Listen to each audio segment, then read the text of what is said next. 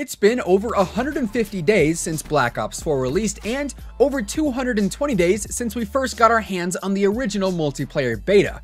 And in that time, we've seen a massive amount of changes happen to various things in-game, some changes being monumental and others being hardly noticeable.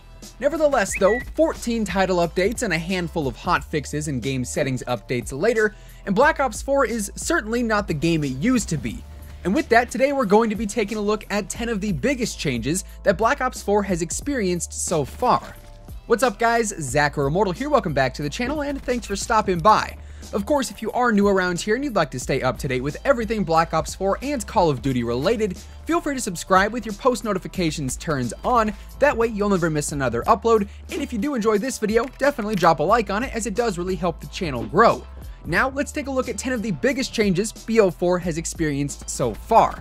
For starters, we've got something that pretty much every single pub stomper out there was utilizing and taking advantage of when the game first launched, and that is the Strike Team score streak and its ability to help you earn a nuclear. In the past, a nuclear medal within the Black Ops series could only be achieved by getting 30 gun kills in a row without dying at any point in between.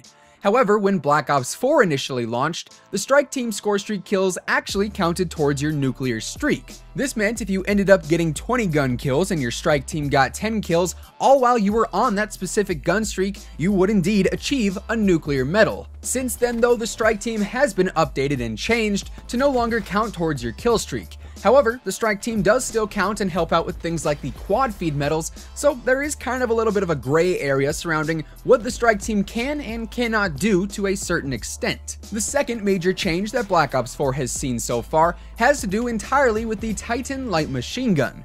Now of course, weapon balancing in and of itself is a staple in post-launch support at this point in the Call of Duty franchise, and throughout Black Ops 4's lifespan we've seen plenty of weapons buffed and also plenty of weapons nerfed. But above all, I think the biggest alterations have come to the Titan. Ever since day one, the Titan, especially with double FMJ and the thermal sight, has been shredding through everything, picking off enemy after enemy with seemingly no consequences. The original Titan, and even the Titan 2 to 3 months into the game, was absolutely unbeatable in certain engagements, and now 150 plus days into Black Ops 4, the Titan has received, I believe, 3 or 4 nerfs at this point, and its lethality has certainly been decreased. But that's not stopping 1 or 2 players in almost every lobby to flock towards that default class that can still put in work here and there. All I can say though is I seem to attract Titans when playing, so this is definitely a change for the better in my own opinion. The third huge change that Black Ops 4 has seen since its launch has to do with the evolution of the Blackout map. Through 3 operations, we've seen the Blackout map undergo a handful of updates and adjustments, with each update being just as unique and as impactful as the last. Our first major Blackout map update came in the form of the Fall update, which changed the overall aesthetic and color tone of the map to more so mimic the fall season, changing the leaves and overall color tone from a bright, vibrant green to a warm orange, yellow, and red color scheme. Alongside that, we also saw our very first point of interest added into the map with the hijacked yacht just off the western coastline. Shortly after that, the Blackout map received a minor winter update, which added in some holiday decorations and also throwable snowballs. And then with our most recent operation, Grand Heist, the Blackout map saw yet another new location added in the southeastern desert area in Ghost Town, a combination of Standoff's Black Ops 3 remake called Outlaw and the Buried Zombies map. This map update also introduced various extensions and new smaller locations all around the map, ranging from a new set of houses outside of construction to a new set of trailers outside of Hydro Dam, with plenty more upgrades and extensions in between.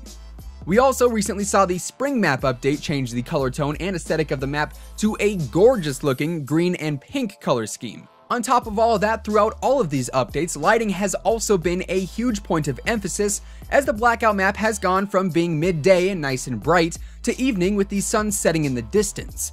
Side note, this also appears to be hinting at nightfall coming soon, perhaps with the new Redacted event in addition of the Alcatraz Island location. Sticking with the Blackout theme for the fourth biggest change BO4 has seen so far, we've got Blackout's armor system. The armor system within Blackout has been at the top of the controversy list time and time again since Black Ops 4 launched originally, with level 3 armor being way too powerful at one point and then it being way too easy to find at another, and we've also seen various controversies regarding the strength and longevity of level 1 and level 2 armor. But above all, I think the biggest controversy has to do with armor being too much of a deciding factor in gunfights, meaning if someone had level 3 armor and someone had level 1 armor, 99% of the time that level 3 armor person was going to come out victorious simply because that armor was too strong. To combat that, of course, we saw the addition of armor plates, which I personally think was one of the best additions the game has seen so far in terms of expanding on an already existing feature. Switching back over to multiplayer for change number 5, we've got the spawn system. Spawns in Call of Duty have always kind of been a meme due to their predictive nature, allowing for people, especially full parties, to abuse the broken spawns and spawn trap the enemies all game long. Now, when BO4 launched, there were a few cases of terrible spawn systems present, specifically on the maps Firing Range and Slums, ironically 2 maps that had bad spawn systems in previous Black Ops installments as well. However, pretty early on into Black Ops 4's lifecycle, Treyarch did end up adding in more spawn points to a handful of maps, including Firing Range and Slums, in order to combat the spawn trapping and abuse of the predictive spawn system. But the system is far near perfect, as certain game modes, for instance Control, have a set spawn point for the entire match for each team, and in that case, sometimes things get really out of hand. Continuing on, our 6th biggest change that Black Ops 4 has seen so far has to do with the black market content. Now, a lot has changed in the black market since its debut, and as a whole, the black market in and of itself is a pretty big change, as it was something that did not launch with Black Ops 4 originally, but rather was added in about a month into the game's lifespan. Anyways, the biggest change I can pick out when it comes to the black market content is the overall quality and value of the items in Blackjack's shop and also the special orders. Initially, when the black market was introduced into the game, the shop was filled with useless calling cards, reticles, and even outfits that were not anything too flashy. But now the black market is free of the useless items in calling cards, stickers, reticles, etc., and instead features 2 higher value outfits, camos, mastercrafts, jump packs, and the like each week, alongside special orders that are now much more enticing to the average consumer. Big change number 7 is going to be reserves. Similar to the black market, reserves were something that was not included on launch day, but rather introduced to the game with a later update.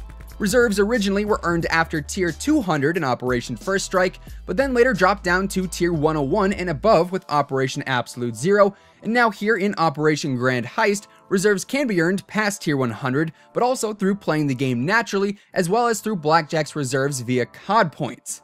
The content of said reserves hasn't really changed all too much, and quite frankly, the vast majority of the content that I unlock in them is just duplicates, but nonetheless, the core functionality and availability of the reserves themselves has changed a lot since their original introduction. The 8th biggest change we've got has to do with camos, primarily their availability. Shout out to my buddy HollowPoint for the footage here, but as you can see, prior to Black Ops 4 launching, Black Ops 4 had unique camos and mastery camos available for multiplayer, Blackout, and zombies. But of course, when BO4 launched, only zombies and multiplayer had unlockable camos, and even then, multiplayer was the only mode with the gold, diamond, and dark matter mastery camos available. Now though, we do have mastery camos available for all 3 modes, and of course Blackout has its own unique camo progression system in the paint cans, which are an interactive item that you must scavenge and save up to unlock any given camo rather than meet a headshot threshold. Coming in at the 9th biggest change, although this list is in no particular order, is that of the kill and score limits for Team Deathmatch and Kill Confirmed. TDM has seen a lot of variety in terms of the kill limit, with 75 being the original endgame marker, and on the road to it now being 100, we've also seen TDM 80 and also TDM 90, I believe, as limited time modes. For Kill Confirmed, the score limit is now 80 compared to the original 60, and as 2 of the most popular modes in the game, both of these changes were much needed and much appreciated. Finally, rounding out the 10 biggest changes that Black Ops 4 has undergone so far is the operations. Originally, with Operation First Strike, we saw 200 tiers filled with various items including stickers, reticles, camos, mastercraft variants, etc., with Blackjack's reserves being unlocked after tier 200. Then in Operation Absolute Zero, we saw the max tier number lowered to 100 instead of 200, with less filler content being unlocked along the way. We also saw the addition of specialists introduced into the content stream, with Zero being unlocked at tier 1 of Operation Absolute Zero.